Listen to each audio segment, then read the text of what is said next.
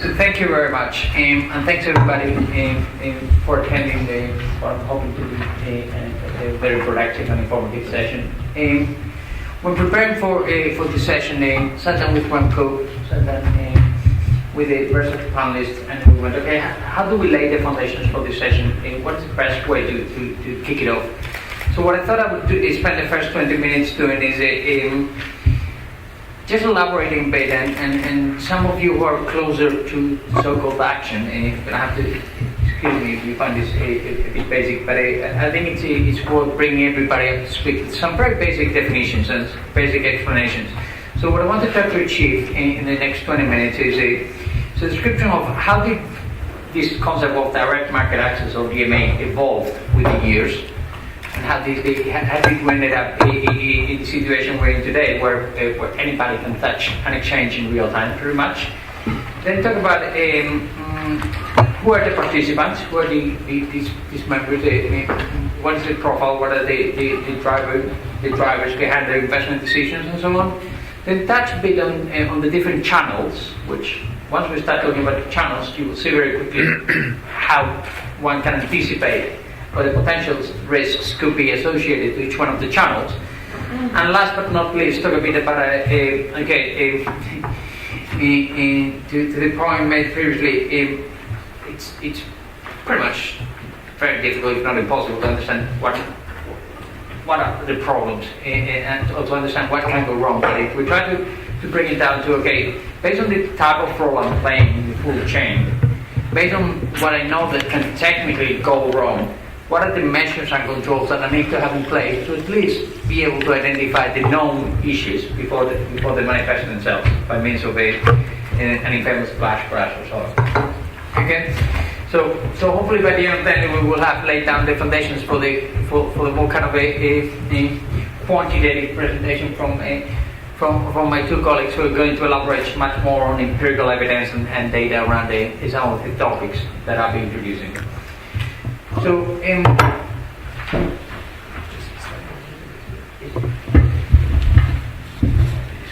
this is not happening. Now, so the first point I want to touch on is what has been the evolution of in my case, I look after the electronic execution platform for listed or exchange traded derivatives at Citigroup, but for any stock exchange or any financial market. So this must go back to the 16th century, right?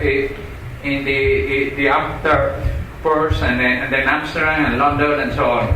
But it was in the 19th century when the first real futures market was founded, early 19th century or mid 19th century. It was the Chicago Board of Trade, and that was purely a central market where farmers could come there and hedge their risk because they had a view on how the weather was going to impact their crops, or how good or bad the year was going to be, right? And that brought together so-called hedgers, and this generic term that keeps being used. The speculators. All the speculators were doing was be prepared to take a risk and take the other side of the trade. Probably because they thought that the drought wasn't going to be as bad as the farmer thought. Right? So they could see the possibility of making an investment, committing some capital, and getting a return on the back of that down the line. And most of these transactions, I mean, as an anecdotal evidence, what we understand, what we know now as the CME, was until 1938, I think, called the Egg and Butter Exchange. Right? And guess what was traded? Eggs and butter. Right? So that gives you a feel for how these things started emerging. And as you can see the picture there, the origin of these markets was the open outcry market. So it was literally football pitches, and you can still go to Chicago and you still see the floor over there. Football pitches of people shouting at each other, trying to find a counterparty, someone who was willing to buy or sell what you were willing to sell or buy. Right? So you all see it on television, flashing figures, and depending on how tall you are, people will see you more or less, and so on. Right? So in the 1990s, obviously with the advancement of technology, and it's been technology really, and low cost of access to that technology that's facilitated some of this change, right? Because some of these marketplaces realize that hold a second, there must be a way of putting all these quotes in a central place where they match against each other, but you have the same price in opposite side, right? And that's how these exchanges migrated from open output to electronic markets. They became electronic, and you had the concept of, once again, the executing broker, which was the individual operating that computer on behalf of still the end user, the hedger. And then you started to see the role that used to be the local back in the open output market, but then became the so-called market maker. Again, someone who was not acting on behalf of the end user, but was prepared to take positions for their own account, right? And you can very quickly see that the market maker was trying to take a different view to that of the end user, and Michael will definitely elaborate on that as he moves into his presentation. So that was the second step, and then where we end up today is very quickly the end user got savvier and realized that all I'm doing is picking up the phone, calling my broker.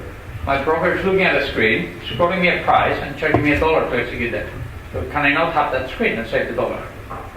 And that's how this direct market access came into the picture. Obviously very regulated because the exchanges make sure that only members can access the markets directly, and then the members, such as Citigroup, have got an obligation to ensure that any access that they provide to the underlying customers complies with all the exchange rules and regulations, and we have all the controls that I walk you through in a minute in place before providing such access. But from the end user point of view, and we'll see what the end users we're talking about, they saw that as a positive move, because I typically make, and I was discussing with Kathleen on Friday, I typically make the analogy of a airline tickets or plane tickets, right? So the first box could be when you call your agency and they would go, yeah, I'll call you back in 2 days. Let me do a bit of research. I'll get back to you with a fare, right? Then the second step was when actually the airlines decided to put their prices online, right? And you could log into one airline and then go into the other one, and by the time you went to the other airline, the price had changed because the things were being booked and so on. And then the last one is your Expedia, right? Where you know that you get a quote and it's going to be the best quote, and you can touch and buy it and press the button, right? And obviously you're saving the fee of the travel agency, but also the uncertainty around this elapsed time before getting a quote and buying your ticket. So it's a bit of an oversimplification, but hopefully it illustrates how this market evolved leveraging the technology that became available. So then, when we look at who are these market participants, right? Who are these guys we've been talking about the principal traders, we've been talking about proprietary trading firms, high frequency trading firms, but there must be some other type of investors out there for this whole thing to work, right? Otherwise, high frequency trading firms or principal trading firms could not be trading against each other all the time, right? There must be some other beneficiaries of those prices. And we keep talking about hedgers. Hedgers is Nestle. I mean, these are clients that we have as electronic clients as Citigroup, right? It's Nestle, it's Renault, it's BP. It's that you go into investors, and your investors don't necessarily have to be the so-called speculators. They can be the pension fund of General Electric. They're electronic clients, and they try to leverage this Expedia concept to maximize their return for the pension fund, because if they pay fewer fees, they get more for the fund. So in Nestle, it's going to be a client that's going to be using, if they can, using algorithms to optimize the implementation of a hedge, because they've realized that given the storm in the Atlantic, the cocoa shipment is going to arrive late, and there's going to be a squeeze in the cocoa production. So how do I hedge that? And if I have information in real time about the weather, can I then implement my hedge in real time to make sure there's a perfect match? Right? So those are the concepts that these firms are dealing with. You obviously have investors, which again, City Private Bank is a client of City Futures Brokerage, and they're executing on behalf of the underlying individual customers who go there, and they want to have a view on what IBM stocks are going to do, and they want to buy IBM options because they think this is the best way of taking part in investment in a blue chip company. And then once again, you're always going to have the figure of the generic speculator. What do? Well, they just try to profit from price changes in a specific security or derivative by committing capital, by taking a risk. Right? One could argue, what is the social benefit of those players in the overall ecosystem? And it's to this point, it's hard to quantify. The only way of quantifying it is by taking them out, and the risk is that you take them out and the whole thing falls apart. Right? But at the moment, what we're trying to focus on from this one, the point of view that I come from is let's try to understand the real tangible risks out there and try to understand what are the controls that we need to put in place to mitigate those risks. And then on the right hand side, I'm not going to expand because talking about market makers, which I know Remco is going to talk at length based on the position he's coming from, but you will see that in the literature pack, I've got an extract there that talks about how GetCo, which is an electronic market making, I mean, high frequency by the nature of their activity, but they could slow down the pace and be mixed frequency. Okay, they're just high performance. Have started taking over the role of traditional market makers, right? And they use this computer and this, once again, generically labeled as high frequency trading activity, to make prices on 800 different companies in the United States. So when Coca-Cola needs their price stabilized because there's a crisis, they are there making two-way prices, right? Using computers, because by using computers and using machines, they can do it more effectively that someone like the Bank of America used to do it by having people in offices with phones and down on the floors and everything else. Okay, but again, as you mentioned, Brent is going to expand, so it won't take too much time. Right, but this is an overview.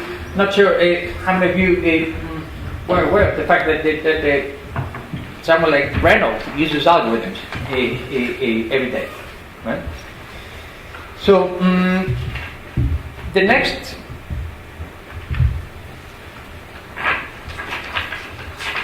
point I wanted to touch on, which is almost an evolution from the first slide, is what are the market access channels that are available? Because once again, not everybody does DMA, not everybody does algorithmic trading. Some people must value the human touch of someone at the end of the phone, right? So this cannot be just a world of computers and robots. So what I've tried to capture is what is a product that City Futures or City Brokerage, if you use a more generic term, makes available to any of our customers, which again can be anyone from Dexia Asset Management to the European Central Bank to the Abu Dhabi Investment Authority, any of those investment firms and counterparties. So you will see that they're numbered here. The first one is voice. So anybody can still pick up the phone and call Citi. Can you execute this for me? Of course, it's like buying a car or buying a ticket. If you want a round-the-world ticket, you probably need to call a specialized agency. You need to buy a ticket from Brussels to London. You can buy it anywhere online. So why pay an agency, right? If it's a well commoditized a product that is out there readily available, right? But there's still voice activity taking place, and it's definitely there to stay.